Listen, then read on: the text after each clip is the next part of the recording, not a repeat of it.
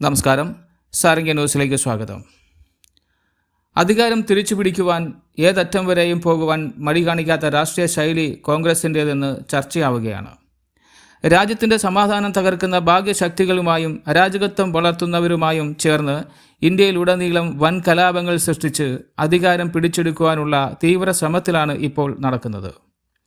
പഴയതുപോലെ വീണ്ടും ഒരു അസ്ഥിരതയിലേക്ക് രാജ്യത്തെ തള്ളിവിടുവാൻ കോൺഗ്രസും പാർട്ടികളും ശ്രമിക്കുന്നു എന്ന ഗൗരവമേറിയ സംഭവങ്ങളാണ് നമ്മൾ കാണുന്നത്. കോൺഗ്രസിൻ്റെ ചരിത്രം പരിശോധിക്കുമ്പോൾ അവർ എന്നും കലാപങ്ങളുടെയും ആഭ്യന്തര സംഘർഷങ്ങളുടെയുമാണ് അധികാരത്തിൻ്റെ പടവുകൾ കയറുന്നതെന്ന് കാണാം. ചെറുതും വലുതുമായ 10,000-കണക്കിന് കലാപങ്ങളാണ് ഭാരതം കോൺഗ്രസിൻ്റെ ഭരണകാലത്ത് സാക്ഷ്യം വഹിച്ചത്.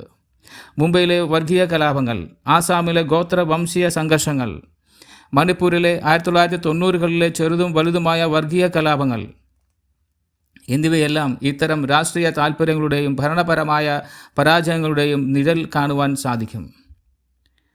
ഈ കലാപ പരമ്പരകളിൽ ഏറ്റവും ക്രൂരമായ ഒന്നായിരുന്നു 1984-ലെ സിഖ് വിരുദ്ധ വംശഹത്യ. കോൺഗ്രസ് നേതാക്കളുടെയും നേരിട്ടുള്ള പങ്കാളിത്തം വലിയ രീതിയിൽ തെളിയിക്കപ്പെട്ട സംഭവമായിരുന്നു അത്. ഇതുകൂടാതെ മുംബൈയിലെ ഭീകരാക്രമണത്തിൻ്റെ സമയത്ത് പാകിസ്ഥാൻ ചാരസംഘടനയായ ISIയുടെ താൽപ്പര്യങ്ങൾക്ക് അനുകൂലമാം വിധം ഇവിടുത്തെ കോൺഗ്രസ് ഭരണകൂടം പ്രവർത്തിച്ചതായും രാജ്യസുരക്ഷയേക്കാൾ രാഷ്ട്രീയ ലാഭത്തിന് മുൻഗണന നൽകിയതായി വിമർശകർ ചൂണ്ടിക്കാണിക്കുന്നു. ഒരു പ്രത്യേക വിഭാഗത്തിന് വോട്ട് ബാങ്ക് മാത്രം ലക്ഷ്യം വെച്ചുകൊണ്ട് ഇല്ലാത്ത ഹിന്ദു ഭീകരത എന്ന ആശയം കൃത്രിമമായി സൃഷ്ടിക്കുവാൻ കോൺഗ്രസുകാർ ശ്രമിച്ചു. ഇത്തരം നറേറ്റീവുകളിലൂടെ രാജ്യത്തെ ഭൂരിപക്ഷം വരുന്ന ഹിന്ദു സമൂഹത്തെ പ്രതിക്കൂട്ടിലാക്കുവാനും കോൺഗ്രസുകാർ ശ്രമിച്ചിരുന്നു.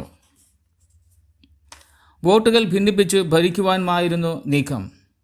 ഇന്നും അതേ പഴയ തന്ത്രം ആവർത്തിക്കുവാനും രാജ്യത്തെ വൻ കലാപങ്ങളിലേക്ക് നയിക്കുവാനും അധികാരം പിടിക്കുവാനുമാണ് കോൺഗ്രസുകാരുടെ പാറ്റക്കൂട്ടവും ശ്രമിക്കുന്നത്. കലാപങ്ങളുടെയും വിഭജനത്തിൻ്റെയും ഈ രാഷ്ട്രീയത്തെ രാജ്യം എങ്ങനെ നേരിടും? നിങ്ങളുടെ പ്രതികരണങ്ങൾ താഴെ കമൻറ്റ് ചെയ്യുക. സാരംഗ്യ ന്യൂസിനു വേണ്ടി ജയകുമാർ.